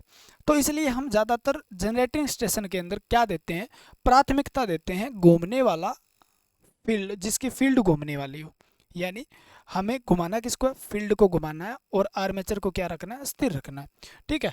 तो स्थिर आर्मेचर के अंदर क्या होता है, तो स्टेटर के ऊपर क्या किया जाता है, स्टेटर पे आर्मेचर वाइंडिंग की जाती है। कौन सी वाइंडिंग की जाती है, आर्मेचर वाइंडिंग, यानी आर्मेचर को स्थिर रखा जाता है। जो क्या पैदा करती है आर्मेचर वाइंडिंग, एसी उत्पन्न करती है। क्या करती है, एसी उत्पन्न करती है, ठीक है। स्थिर आर्मेचर के अंदर हमें रोटर होता है एक, रोटर तो घूमने वाला भाग है, रोटर पे कौन सी वाइंडिंग की जाती है, फील्ड वाइंडिंग की जाती है, ठीक है, फील्ड वाइंडिंग की जाती है, और जिसको किससे जोड़ा जाता है, डीसी सप्लाई से। और फील्ड वाइंडिंग है, छोटी वाइंडिंग है, तो इस पर इतना ज़्यादा वजन इसमें नहीं होता, भार नहीं होता, जिसके कारण क्या होता है, इसको घुमाना आसान होता है, और घुमाना आसान है फील्ड वाइंडिंग को, तो इसका मतलब यांत्रिक ऊर्जा भी कम चाहिए कि टरबाइन भी हमें छोटे चाहिएंगे। तो इसका इस्तेमाल किया जाता है किसमें, उत्पादन केंद्र में, ठीक है ना। उत्पादन केंद्र में कौन से अल्टरनेटर लगे होते हैं, स्थिर आर्मेचर अल्टरनेटर, इसमें देखा होगा स्थिर फील्ड, गतिमान आर्मेचर, स्थिर आर्मेचर, ये ऑप्शन दिया होगा, ठीक है। और दूसरा होता है गतिमान आर्मेचर, ठीक है। तो गतिमान आर्मेचर, ये क्वेश्चन और आएगा जहां पर मैं आपको 2-3 क्वेश्चन और करवाने वाला हूँ। गतिमान आर्मेचर यहाँ समझ लीजिए, वहां पर हम स्लिप रिंग का क्वेश्चन समझेंगे जो 4-5 बार रिपीट होता है। गतिमान आर्मेचर जो होता है उसके अंदर क्या किया जाता है, स्टेटर पर, बस यहाँ से दो क्वेश्चन बदल जाएगा। गतिमान आर्मेचर स्टेटर पे कौन सी वाइंडिंग होती है, फील्ड वाइंडिंग होती है, और ऊपर देखो स्थिर आर्मेचर वाले में स्टेटर पे आर्मेचर वाइंडिंग थी। अब समझ में नहीं आ रहा है तो दिक्कत आ जाएगी आपको। और रोटर पे कौन सी वाइंडिंग की जाती है, तो ARM लिख देता हूँ मैं, वाइंडिंग, आर्मेचर वाइंडिंग की जाती है, ठीक है। इसको किससे जोड़ा जाता है, डीसी सप्लाई से, और इससे क्या की जाती है, एसी सप्लाई उत्पन्न होती है, ठीक है। और इसका उपयोग किया जाता है छोटे अल्टरनेटर में, किसमें किया जाता है, छोटे अल्टरनेटर में यूज किया जाता है, ठीक है ना। क्लियर है, सप्लाई इसमें भी 2 होती है, सप्लाई उसमें भी 2 होती है, ठीक है। यहाँ आर्मेचर एसी उत्पन्न करता है जो स्टेटर पे है, इसलिए ये क्या है, स्थिर आर्मेचर है। और गतिमान आर्मेचर में स्टेटर पे फील्ड वाइंडिंग होती है, आर्मेचर रोटर पे होती है, रोटर घूमने वाला भाग होता है, शाफ्ट पे जो लगा होता है, ठीक है। तो और छोटे अल्टरनेटर में ऐसा किया जाता है। बड़े में क्या होते हैं, बड़े अल्टरनेटर अक्सर क्या रखे जाते हैं, कौन रखे, स्थिर आर्मेचर वाले होते हैं, ठीक है। तो इसका आंसर क्या हो जाएगा, स्थिर आर्मेचर, ठीक है, स्थिर आर्मेचर। क्लियर हो जाएगी बातें। बाकी स्थिर आर्मेचर रखने के कुछ और भी फायदे हैं जो आपको लंबी वीडियो नहीं बनाना चाहता मैं, वहां पर करवाए गए हैं, ठीक है। तो आर्मेचर क्या रखा जाता है, स्थिर रखा जाता है। बहुत मजे मजे वाले क्वेश्चन आएंगे जिसके अंदर आपके लगभग क्लियर हो जाएंगे। और वीडियो कितनी लंबी रहेगी ये मुझे भी पता नहीं होता, मैं बनाना स्टार्ट करता हूँ उसके बाद चलता रहता हूँ, ठीक है, ताकि आप एक बार में सारा कुछ देख सकें। किसी अल्टरनेटर द्वारा उत्पादित विद्युत वाहक बल की आवृत्ति निर्भर करती है, किस पे निर्भर करती है, देखो अल्टरनेटर की फ्रिक्वेंसी है वो किस पे निर्भर करती है, आपको पता होना चाहिए एक फार्मूला।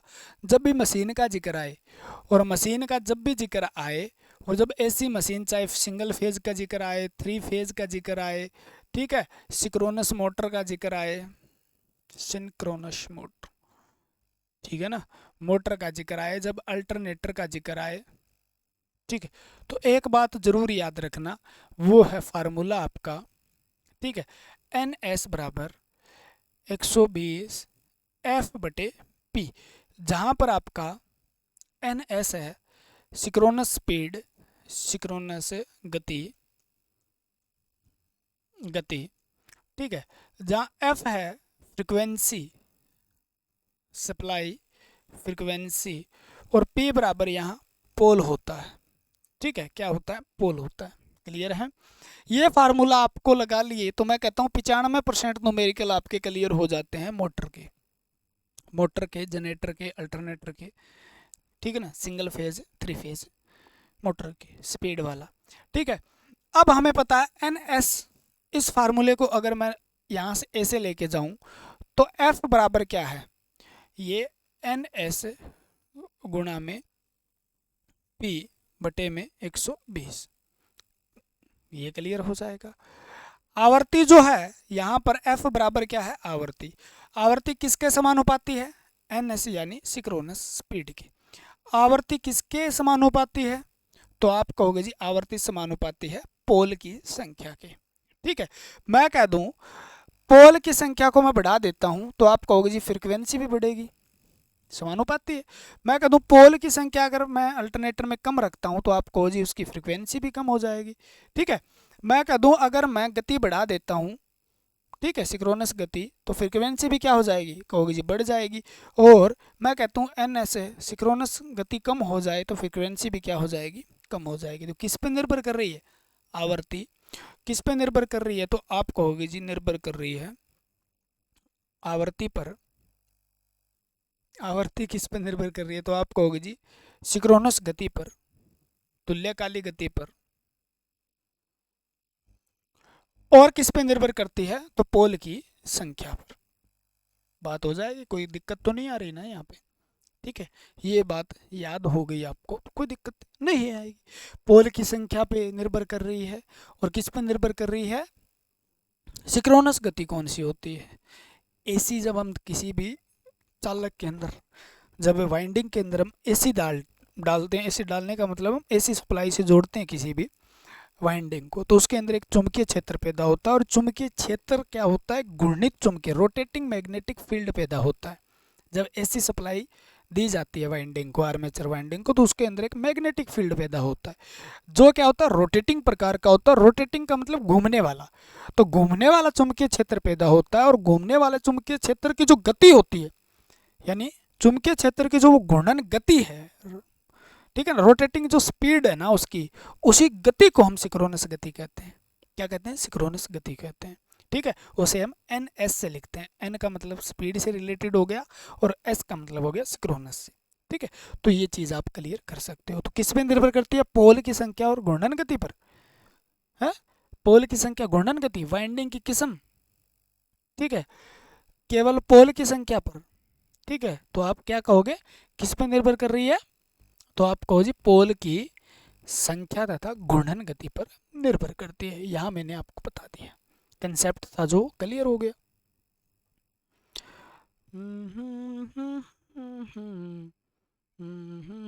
निम्न गति वाले टरबाइन के साथ प्रयोग किए जाने वाले अल्टरनेटर के पोल की संख्या होनी चाहिए।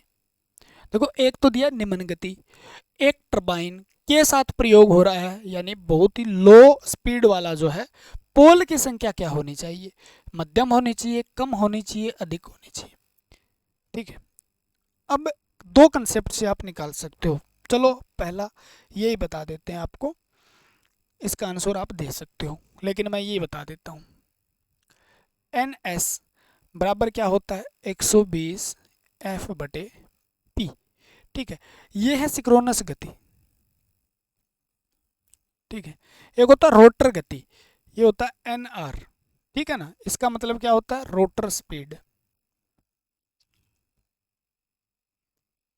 ठीक है, जो क्या होती है आपको पता होना चाहिए, एन आर बराबर होता है 120 एफ बटे पी 1 माइनस एस। इस तरीके से भी निकाल सकते हैं आप। ठीक है, लेकिन एक चीज़ और याद रखें, स्लिप तो इसके अंदर होती नहीं है। ठीक है, तो यहाँ से हमें याद कर सकते हो, पोल जब स्पीड बढ़ेगी ना, यहाँ सीधा कह लो एन आर जो है वो किसके, पी, तो एन एफ आवर्ती के तो समानुपाती होता है, लेकिन आवर्ती इसमें होती नहीं है। ठीक है, क्योंकि ये तो उत्पन्न करता है, सप्लाई दे थोड़ी रहे हो। तो ये स्पीड जो होती है वो किसके होती है, पोल के विलोमानुपाती होती है।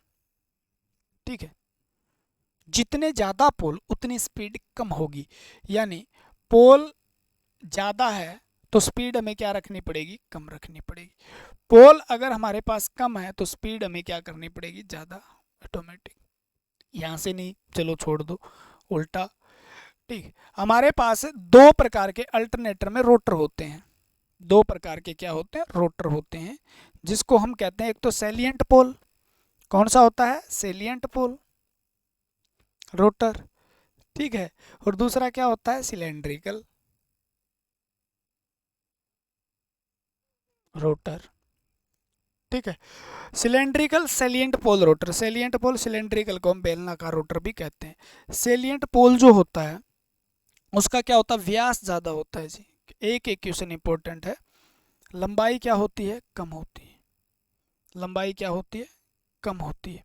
ठीक है, लंबाई कम होती है और इसकी गति जो होती है वो कितनी होती है, तो आप कहोगे जी 375 से लेकर 1000 आरपीएम तक इसकी गति होती है।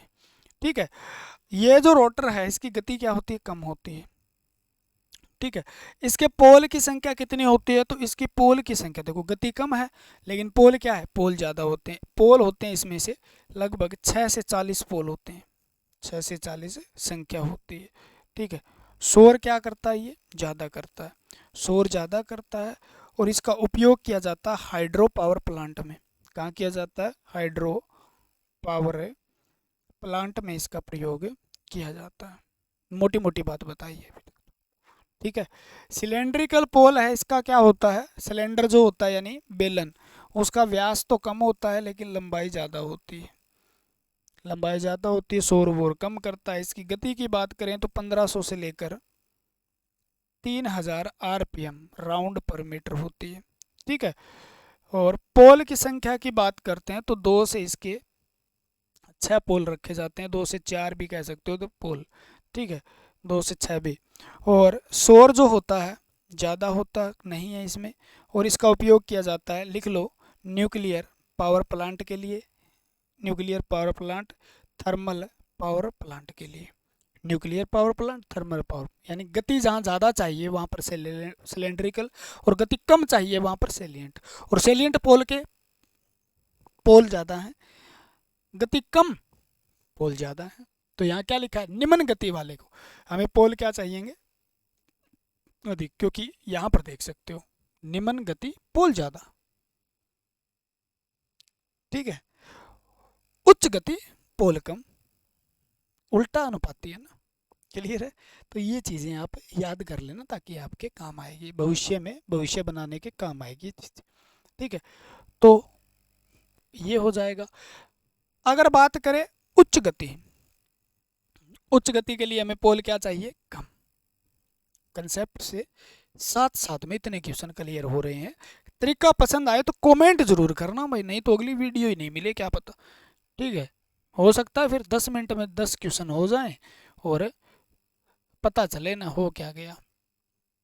अल्टरनेटर में फ्रीक्वेंसी की गणना कैसे की जाती है, बात खत्म हो जाती है। यहीं पे अभी अभी बताया है आपको, एन एस बराबर क्या होता है, 120 बटे एफ बटे पी। बस इसी फार्मूले को रगड़ना है। एफ बराबर क्या हो गया, इधर चला जाएगा, एन एस गुणा में पी बटे में क्या हो गया, 120। ऐसे की जाती है जी।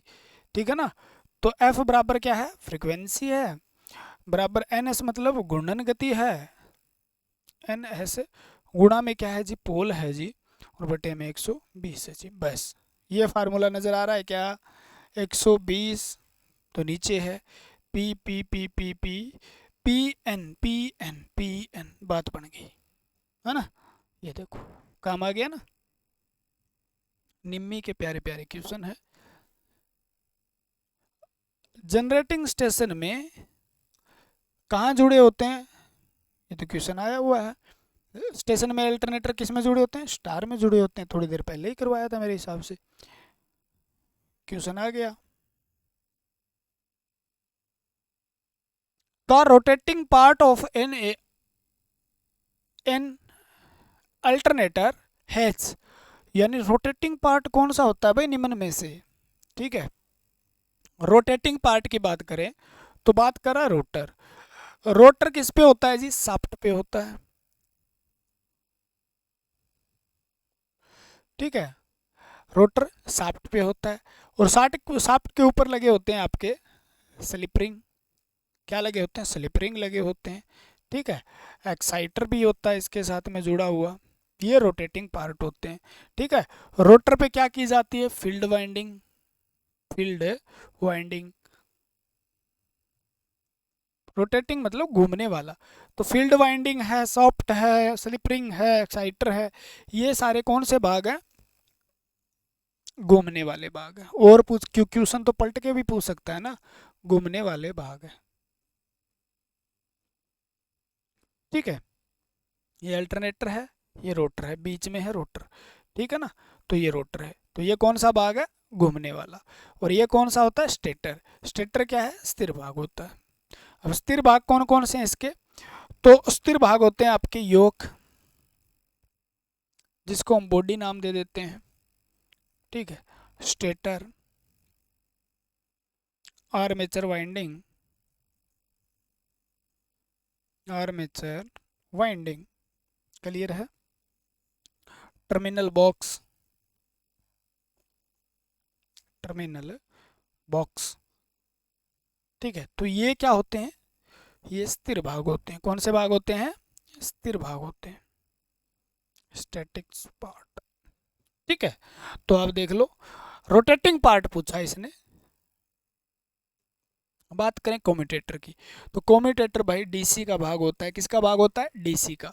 ठीक है ना, डीसी, जिसे हम दिक् परिवर्तक कहते हैं। क्या कहते हैं, दिक् परिवर्तक कह देते हैं। ठीक है। किसका बना होता है, कॉपर का बना होता है। किसका बना होता है, कॉपर का। दूसरी बात, कॉपर का इसमें यूज होता है, इसमें क्या बने होते हैं, सेगमेंट बने होते हैं। ठीक है। और कॉपर है, इसके बीच में क्या होता है, अचालक का प्रयोग किया जाता है। और अचालक जो होता है, इंसुलेशन अब्रक के रूप में इसका प्रयोग होता है इसके बीच में। ठीक है। और डीसी मशीन का भाग है ये। कौन से भाग है, डीसी मशीन। एसी के अंदर इसका यूज नहीं किया जाता। स्प्लिट रिंग, ठीक है, कम्यूटेटर को ही हम स्प्लिट रिंग कहते हैं, क्लियर है। स्लिप रिंग, ये प्रयोग होता है जी, घूमने वाला भाग है, लिखा है ना यहाँ पर देखो, स्लिप रिंग। किसका बना होता है, फास्फोरस ब्रोंज का बना होता है। किसका बना होता है, फास्फोरस ब्रोंज का बना होता है, गोल गोल भाग होता है। ठीक है। इसके ऊपर क्या लगे होते हैं, कार्बन ब्रश लगे होते हैं, जो क्या करते हैं, सप्लाई को कहाँ तक पहुँचाते हैं, रोटर तक पहुँचाने का काम करते हैं। ठीक है। तो ये स्लिप रिंग आंसर आएगा। ब्रश क्या होता है, स्थिर भाग होता है जो इसके ऊपर लगा होता है। तो यहाँ पर आप ये भी लिख सकते हो, कार्बन ब्रश। ठीक है। ब्रश गेयर के अंदर ये होते हैं, स्प्रिंग भी होते हैं, स्प्रिंग। ठीक है। स्प्रिंग भी स्थिर भाग है, जो भी किसके बने होते हैं, फास्फोरस ब्रोंज के बने होते हैं। रिवीजन का बेस्ट मेथड है, अगर आपने थ्योरी नहीं कर रखी है तो ये चीज़ें मैं गारंटी के साथ कहता हूँ ऊपर से जाएगी। पहले थ्योरी करके आइए, फिर क्वेश्चन लगाइए। ठीक है। और थ्योरी के बाद में प्रीवियस ईयर क्वेश्चन पहले लगाइए, फिर इस प्रकार के क्वेश्चन लगाइए, और उसके बाद मिक्स क्वेश्चन लगाइए। पढ़ने का तरीका होगा तब सिलेक्शन होगा। पढ़ती दुनिया है, सभी का सिलेक्शन नहीं होता। न होने का कारण होता है पढ़ाई करने का तरीका गलत है। ठीक है।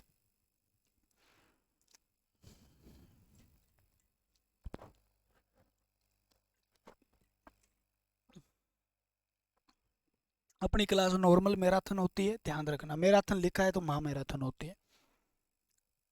एक अल्टरनेटर किसी फैक्ट्री में विभिन्न प्रकार के लोड को विद्युत पावर की आपूर्ति करता है। यदि अल्टरनेटर का फेज क्रम बदल दिया जाए तो निम्न में से किस प्रकार प्रभाव पड़ेगा, निम्न में से किस पर प्रभाव पड़ेगा। ठीक है। ठीक है। क्वेश्चन को समझना होता है। ये कह रहा है, एक अल्टरनेटर है हमारे पास। ठीक है। अल्टरनेटर है, ये लो जी। क्वेश्चन को समझना है तो समझ लीजिए, नहीं तो आंसर है मोटर पे प्रभाव पड़ेगा। ये आर होता है जी, ये वाई है जी, ये बी होता है। ठीक है। मान लो इसके आगे हमें लोड जोड़ना है, कुछ भी जोड़ दो, जिसमें कुछ भी जोड़ो आप आगे। हो सकता है आपने बल्ब लगा रखे हो सकता है आपने एसी चला रखे हो सकता है कुछ भी लाइट से आप जो चलाते हो वो लोड है आगे। ठीक है, लोड जोड़ रखा है। लेकिन एक बात याद रखना, हमारे पास जब 3 फेज इंडक्शन मोटर होती है, उसके अंदर एक बात हमने पढ़ी होगी। ठीक है। ये मोटर है, इसके अंदर 3 फेज होते हैं, इसमें भी R Y B, R Y B ये जुड़े हैं इससे। देखो इस क्वेश्चन को बहुत अच्छे से समझा देता हूँ मैं। आर से आर जुड़ा है, वाई से वाई जुड़ा है, बी से बी जुड़ा है, ठीक है। अब मोटर की घूमने की दिशा मान लो ये है, क्लियर है। और आपने कंसेप्ट पढ़ा होगा भी 3 phase induction motor, 3 phase induction motor में 2 फेज आपस में बदल दिए जाएं, 2 फेज आपस में बदल दिए जाएं, आपस में, 3 नहीं बदलना है, आपस में, ठीक है। तो क्या हो जाता है, मोटर की घूमने की दिशा बदल जाती है, घूमने की दिशा बदल जाती है, ठीक है। अब आर लगा दो, वाई लगा दो, बी लगा दो, और आर वाई बी, ठीक है ना। और यहां पर आपने जोड़ रखी है कौन सी, 3 फेज इंडक्शन मोटर, ठीक है। अब इसकी गति घूमने वाली ये है मान लो, और आपने क्या कर दिया, वाई यहाँ लगा दिया और आर ये लगा दिया, यानी आपने 2 फेज बदल दिए, तो गति क्या हो जाएगी, ये हो जाएगी, ठीक है। यानी 3 फेज इंडक्शन मोटर। बाकी लोड पे प्रभाव पड़ेगा, एसी पे प्रभाव पड़ेगा क्या, नहीं प्रभाव पड़ेगा। आपने ऐसे लगा दिया आर वाई बी, ऐसे लगा दिया, कोई प्रभाव नहीं पड़ेगा। लेकिन 3 फेज इंडक्शन मोटर में प्रभाव पड़ता है। अगर आपने फेज सीक्वेंस बदल दिया तो इसका मतलब उसकी घूर्णन गति भी क्या हो जाएगी, बदल जाएगी। इस कंसेप्ट से इसका आंसर आप दे सकते हो, डीप में जाके थोड़ा सा देना पड़ेगा। यानी सिंगल फेज मोटर की गति नहीं बदलती फेज सीक्वेंस बदलने से, वहाँ पर स्टार्टिंग और रनिंग वाइंडिंग के टर्मिनल बदलने से बदलती है, ठीक है। 3 फेज तापन सर्किट, तापन का मतलब होता है हीटिंग, जिसके अंदर सर्किट है, जिसके अंदर क्या हो, हीटर लगा है आपका, ये हो सकता है हीटर है, गीजर है, प्रेस लगी है, तो उस पर कोई प्रभाव पड़ता है क्या फेज बदलने से, ठीक है। लाइटिंग सर्किट पे कोई प्रभाव नहीं पड़ता, लाइट अब चाहे आर आर वाई इधर लगा दो, वी इधर लगा दो, कोई प्रभाव नहीं पड़ेगा। 3 फेज मोटर वाले पे प्रभाव पड़ेगा क्योंकि उसकी गति बदल जाएगी। ये आंसर यहाँ जाकर देना होता है, लेकिन हम सोच लेते हैं। यही का भी अल्टरनेटर है, उसकी सप्लाई को चेंज करना है, ठीक है। यानी इसका फेज बदलना है, तो फेज बदलेंगे तो आगे मोटर लगी है उसका भी फेज बदल जाएगा ना, क्योंकि अपन ने यहाँ से आर वाई बी कर दिया, बी इसको यहाँ लगा दिया, इसको यहाँ लगा दिया, तो यहाँ वाई आ गया, ठीक है। और यहाँ क्या आ गया, आर आ गया, गति बदल जाएगी, ठीक है, हो गया। मेरे को लग रहा है क्लास ज़्यादा लंबी जाने के चक्कर में हमें इसको 1 घंटे की रखना पड़ेगा। अगर चाहिए तो अगली क्लास भी आएगी, ठीक है। अगली क्लास हम फिर पढ़ेंगे कल। एक 4 पोल 50 हर्ट्ज अल्टरनेटर की घूर्णन गति क्या होगी भैया बताइए। घूर्णन गति मतलब सिंक्रोनस स्पीड एन एस बराबर 120 एफ बटे पी क्या हो जाएगी। तो आप कहोगे जी क्या दिया हुआ है हमें, पोल दिए हुए हैं जी, पी बराबर क्या है जी 4, एफ बराबर क्या है जी 50 हर्ट्ज, ठीक है। तो एन एस बराबर 120, एफ क्या है जी 50, पी कितना दिया हुआ है जी 4, 4 तिये 12 और 5 तिये 15, 1500 आरपीएम, ठीक है। आरपीएम का मतलब है राउंड पर मिनट, ठीक है ना। यानी आपसे पूछे मोटर की गति किस में मापी जाती है, आपसे पूछे अल्टरनेटर की गति किस में मापी जाती है, आपसे पूछे जनरेटर की गति किस में मापी जाती है, ठीक है, गति। तो इसकी गति जो है वो किस में मापी जाती है, आरपीएम में मापी जाती है, ठीक है। और इसका आंसर क्या आ जाएगा 1500 आरपीएम, कितना आ जाएगा 1500 आरपीएम। हो जाएगी क्लियर बात, ठीक है। कुछ भी दे फार्मूला यही लगना है। टर्मिनल पर कितना होगा, क्या लिखा हुआ है, टर्मिनल पर 3 ओम का लोड है, ठीक है। जुड़े होने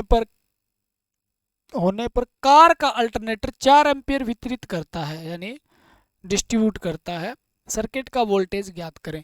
आपको क्या कहा इस क्वेश्चन में, ये कहा गया है भी जो टर्मिनल पर है वो 3 ओम का लोड है, यानी लोड कितना है, लोड का मतलब रेजिस्टिव लोड है, आर बराबर कितना है 3 ओम है, ठीक है।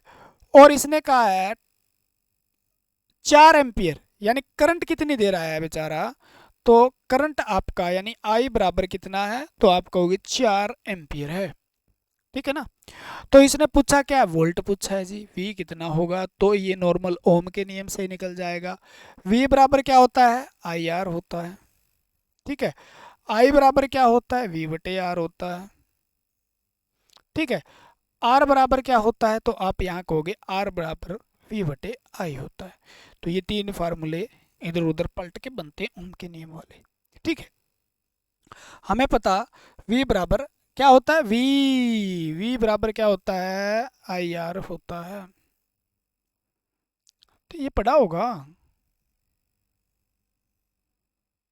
ऐसे बना होता है ना वो, VIR, ठीक है।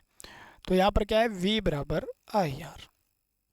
V कितना है जी, हमें नहीं पता, I कितना है 4, ठीक है, R कितना है 3, V बराबर कितना हो गया 12 वोल्ट,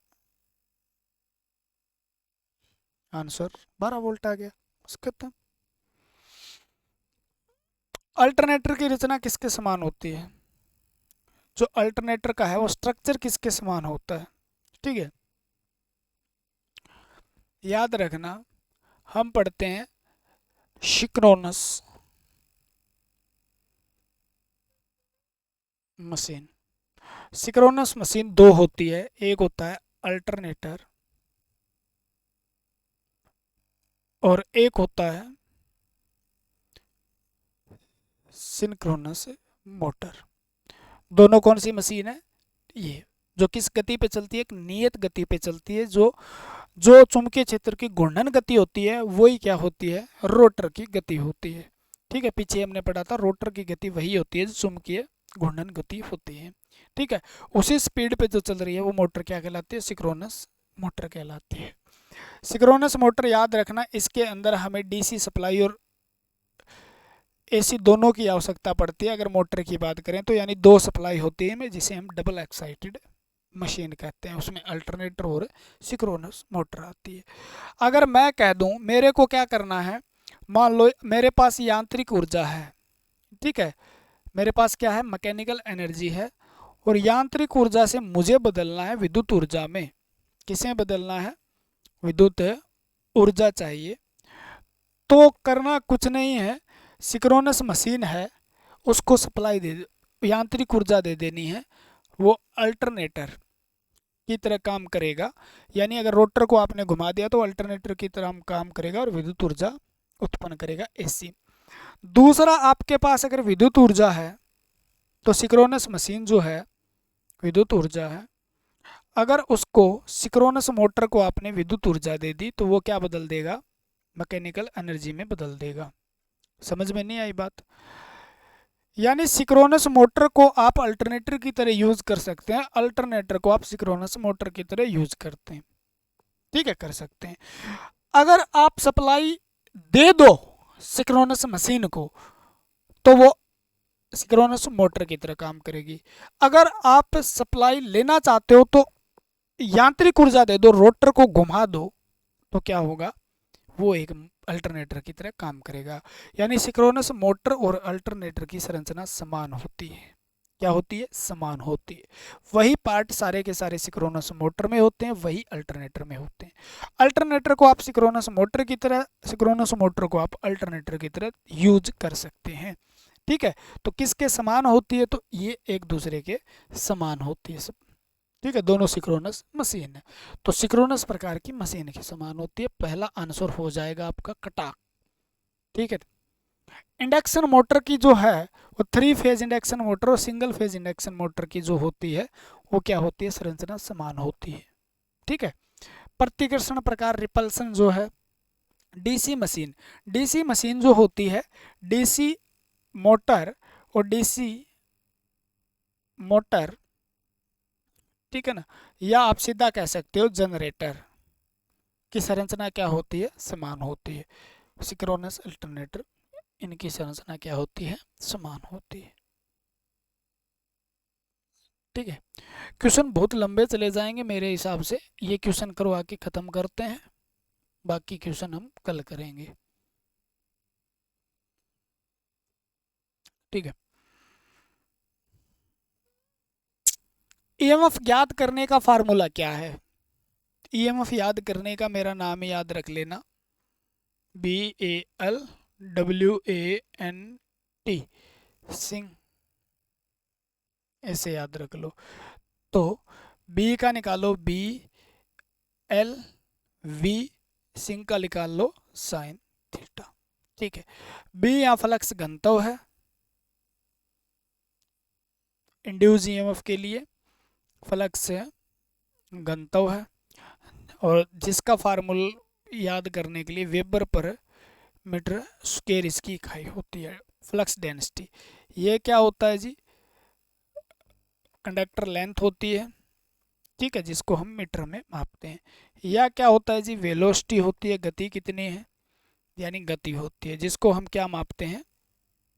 आरपीएम में यहाँ पर हम माप रहे हैं। ठीक है। साइन थीटा क्या होता है? विद्युत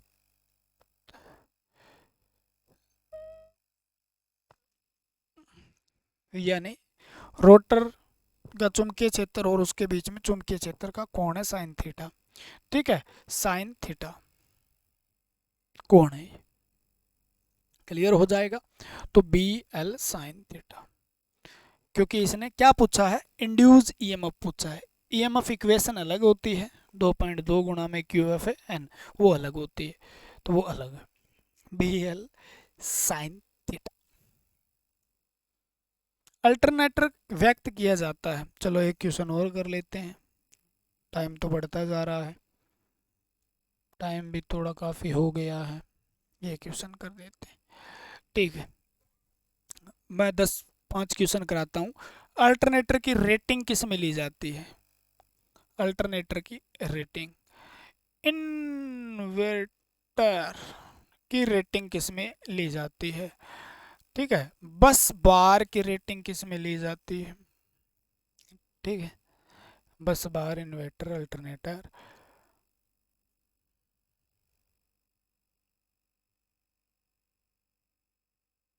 एक और होता है यार, हाँ, सर्किट ब्रेकर की रेटिंग किस में ली जाती है? मैं आपसे पूछूं, मोटर की रेटिंग किस में ली जाती है? ठीक है। ट्रांसफॉर्मर, ट्रांसफॉर्मर की रेटिंग किस में ली जाती है? मैं आपसे पूछूं, जनरेटर की रेटिंग किस में ली जाती है? मैं आपसे पूछूं, मोटर की रेटिंग किस में ली जाती है? ठीक है। तो अल्टरनेटर की रेटिंग ली जाती है KVA या VA, ठीक है, या MVA, वो निर्भर करता आकार पे। ठीक है। इन्वर्टर की भी किस में ली जाती है? KVA में या VA में। बस बार की किस में ली जाती है? KVA, MVA में। ठीक है, MVA में भी ली जा सकती है। सर्किट ब्रेकर भी KVA में ली जाती है या VA में। ट्रांसफॉर्मर की भी KVA में ली जाती है, और जनरेटर की किलोवाट में ली जाती है, मोटर की हॉर्स पावर में ली जाती है। हॉर्स पावर, असौ शक्ति में ली जाती है। अगर हॉर्स पावर की बात करें तो 735.5 किलोवाट, सॉरी वाट होता है मीट्रिक प्रणाली में। ठीक है। और 746 वाट होता है ब्रिटिश प्रणाली में। क्लियर हो जाएगी बात? ठीक है, ये याद रखना ध्यान से। ठीक है, क्योंकि इसके अंदर पावर फैक्टर का बहुत बड़ा, ऐसी मशीन जो है उसकी KVA में इसलिए ली जाती है क्योंकि उसमें पावर फैक्टर का बहुत बड़ा फंडा रहता है। और पावर फैक्टर किस पे डिपेंड करता है? लोड पे। तो आप लोड पहले से निर्धारित नहीं होता, आपको भी पता है, लोड पहले से निर्धारित नहीं होता, क्योंकि उसको तो लोड आप अल्टरनेटर चलाओगे, आगे लोड डालोगे तभी तो होगा ना। तो इसलिए उसकी रेटिंग क्या ली जाती है? KVA में ली जाती है, किलो वोल्ट एम्पियर में। ठीक है ना, किलो वोल्ट एम्पियर में। तो याद हो जाएगा, बोला जी हो जाए। अल्टरनेटर को व्यक्त किया जाता है, व्यक्त किया जाता है, उसको सीधा कह दे तो उसकी रेटिंग क्या होती है? ठीक है। तो रेटिंग क्या होती है, केवीए, देखो ये लिखा हुआ, ठीक है। मेगावाट, किलोवाट ये ली जाती है जनरेटर की, ठीक है। रजिस्टिव लोड जहाँ पे भी है, या कितने किलोवाट का है, जैसे आपको पंखा है उसकी रेटिंग भी किलोवाट में ली जाती है। उसके बाद ये जो आपका हीटर है उसकी वाट, हीटर हो गया, ठीक है, कितने वाट का है। बल्ब हो गया, बल्ब हो गया, ये जो रेजिस्टिव लोड वाले होते हैं उनकी भी क्या ली जाती है, किलोवाट में ली जाती है, ठीक है। तो ये केवीए में ली जाती है इसकी, ये याद जरूर करना, हो जाएगा, ठीक है। उम्मीद आशा करते हैं भी समझ में आ रही होगी। और अगर आपको प्रीवियस ईयर क्वेश्चन वगैरह सारा कुछ करना है तो हमारी ऐप है टेक कैप्सूल ऐप, ठीक है ना। टेक है, कैप्सूल ऐप है, जिसके ऊपर आपको क्या मिलेगा, डिस्क्रिप्शन में टेलीग्राम वगैरह सब के लिंक है, ऐप के भी लिंक है, व्हाट्सअप ग्रुप, टेलीग्राम ग्रुप सभी के लिंक है।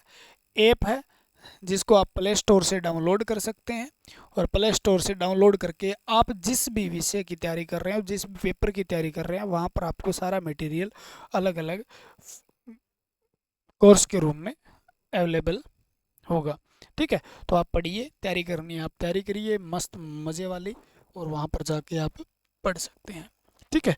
टेक कैप्सूल पे उम्मीद आशा करता हूँ आपको बहुत ही प्यारा लेक्चर लगा होगा और बहुत ही अच्छा लगा होगा। तो इस लेक्चर को आप कंटिन्यू, अगला लेक्चर रहेगा हमारा अल्टरनेटर 2, क्योंकि ये थोड़ा सा लंबा चला गया, मैं इसको 1 घंटे में समेटना चाहता था, 1 डेढ़ घंटे में, लेकिन आपकी भावनाओं के साथ मैं बह जाता हूँ और फिर ज़्यादा चीज़ें बताने की कोशिश करता हूँ भी, जहाँ कोई कंसेप्ट आए उसको साथ साथ में क्लियर कर दें।